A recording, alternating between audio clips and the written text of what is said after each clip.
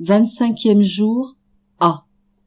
La Reine du Ciel, dans le royaume de la divine volonté, Nazareth, symbole et réalité du royaume du fiat divin, vie cachée, la dépositaire, source et canal éternel. L'âme, à sa reine souveraine. Maman très douce, de nouveau me voici à tes genoux maternels, où je te retrouve avec le petit enfant Jésus. Toi, en le cajolant, tu lui racontes ton histoire d'amour, et Jésus te raconte la sienne. Comme c'est beau de retrouver ainsi Jésus et sa maman qui se parlent l'un à l'autre. Et la fougue de leur amour mutuel est telle qu'ils en restent muets, ravis, la mère dans le fils et le fils dans la mère. Sainte maman, ne m'écarte pas, mais garde-moi près de vous deux, afin qu'en écoutant tout ce que vous vous dites, j'apprenne à vous aimer et à toujours faire la très sainte volonté de Dieu. Leçon de la Reine du Ciel. Ma très chère fille, je t'attendais pour poursuivre ma leçon sur la manière dont le fiat suprême prenait de plus en plus d'emprise sur moi. Il faut que tu saches que pour ta maman comme pour le cher et doux Jésus et pour Saint Joseph, la petite maison de Nazareth était un paradis. Mon cher fils, étant le Verbe éternel, possédait en lui-même, par sa vertu, la divine volonté. Et dans sa petite humanité résidaient des océans immenses de lumière, de sainteté, de joie et de beauté infinie. Quant à moi qui, certes, possédais par grâce la volonté divine, je ne pouvais cependant embrasser l'immensité comme seul pouvait le faire mon bien-aimé Jésus, puisqu'il est Dieu et homme, tandis que je restais toujours sa créature avec ses limites. Toutefois, le fiat divin m'avait tellement comblé qu'il avait formé en moi ces océans de lumière, de sainteté, d'amour, de beauté et de félicité. Et cette lumière, cet amour et tout ce que peut posséder le vouloir divin était telle qu'en irradiant de nous, Saint Joseph en était comme imprégné, inondé, et qu'il vivait de notre rayonnement. Chère fille, dans cette maison de Nazareth, le règne de la divine volonté s'exerçait pleinement.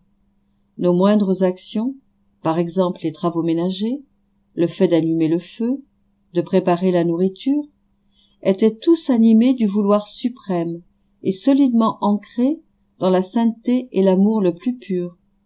Ainsi, de toutes nos actions, de la plus petite à la plus grande, jaillissait-il allégresse, bonheur et joie sans mesure. Et nous en étions tellement inondés que nous avions l'impression d'être sous une pluie de joie toujours nouvelle et de satisfaction indescriptible.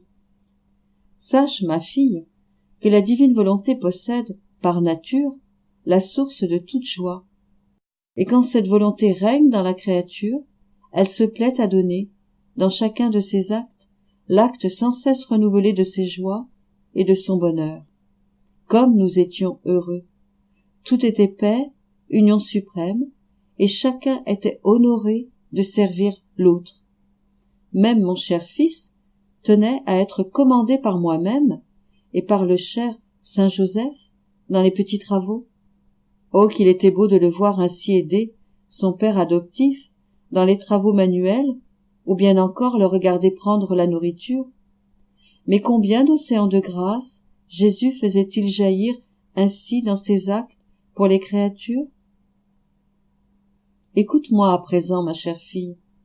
C'est dans cette maison de Nazareth qu'a été formé le royaume de la divine volonté en ta maman et dans l'humanité de mon fils, pour en faire don à toute la famille humaine, dès qu'elle serait disposée à le recevoir. Et bien que mon fils fût roi, et moi reine, nous étions des souverains sans peuple. Notre royaume, bien qu'il pût tous les renfermer et donner la vie à tous, était désert, car il fallait avant tout la rédemption, pour préparer l'homme et le disposer à entrer dans ce royaume si saint. Mon fils et moi-même, possédant la volonté divine, nous qui appartenions selon l'ordre humain à la famille humaine, et en vertu du fiat divin et de l'incarnation du Verbe à la famille divine, Les créatures recevaient alors le droit de prendre part à ce royaume. La divinité leur accordait ce droit et ouvrait toutes grandes les portes à qui voudrait y entrer. Ainsi, notre vie cachée, pendant de si longues années, a-t-elle servi à préparer le règne de la volonté divine sur les créatures? Voilà pourquoi je veux te faire connaître ce que le Fiat suprême a opéré en moi, pour que tu oublies ta volonté propre et que, donnant la main à ta mère, tu puisses te laisser conduire vers les biens que je t'ai préparés avec tant d'amour. Dis-moi, fille de mon cœur, ne voudras-tu pas être agréable à moi-même et à mon cher Jésus, qui est aussi le tien, car nous t'attendons avec tant d'amour dans ce royaume très saint, pour vivre avec nous, pour vivre entièrement de volonté divine?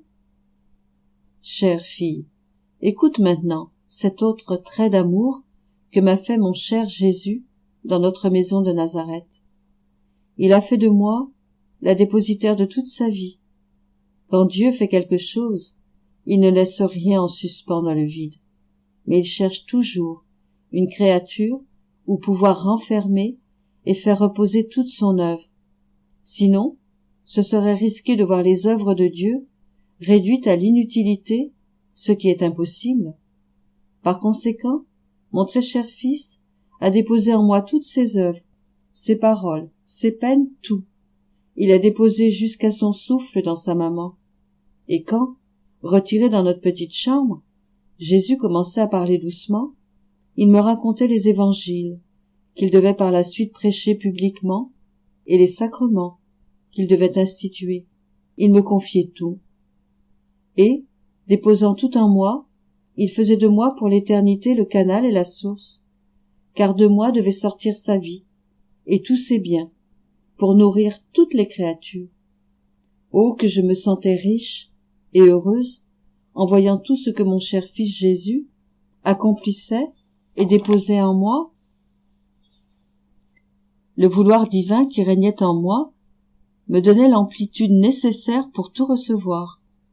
Jésus sentait parfaitement partagé par sa mère l'amour et la gloire de la grande œuvre de la rédemption. Que n'ai-je reçu de Dieu, parce que je ne fis jamais ma propre volonté, mais toujours la sienne. Tout, la vie même de mon fils, était à ma disposition, et comme cette vie demeurait toujours en moi, je pouvais la partager pour la donner à qui me la demandait avec amour. Maintenant, un petit mot pour toi, ma fille. Si tu fais toujours la volonté divine et non la tienne, et si tu vis en elle, moi qui suis ta maman, je déposerai tous les biens de mon fils en ton âme. Oh, comme je serai alors heureuse! Tu auras à ta disposition une vie divine qui te donnera tout, et moi, étant pour toi une vraie maman, je te garderai pour que cette vie se développe en toi et y forme le royaume de la divine volonté. L'âme. Sainte maman, je m'abandonne dans tes bras. Je suis une petite fille qui ressent le besoin extrême de tes soins maternels. Ah, je t'en prie, prends ma volonté, enferme-la dans ton cœur, et ne me la reprends plus, afin que j'aie le bonheur de vivre toujours de volonté divine. Ainsi, je vous serai agréable à tous deux, toi et mon cher Jésus. Sacrifice. Aujourd'hui, pour m'honorer, tu viendras rendre 3 petites visites dans la maison de Nazareth pour honorer la Sainte Famille, en récitant 3 Pater, 3 Ave et 3 Gloria, en nous priant de t'admettre à vivre au milieu de nous. Oraison jaculatoire. Jésus, Marie et Joseph, admettez-moi à vivre avec vous dans le royaume de la volonté de Dieu.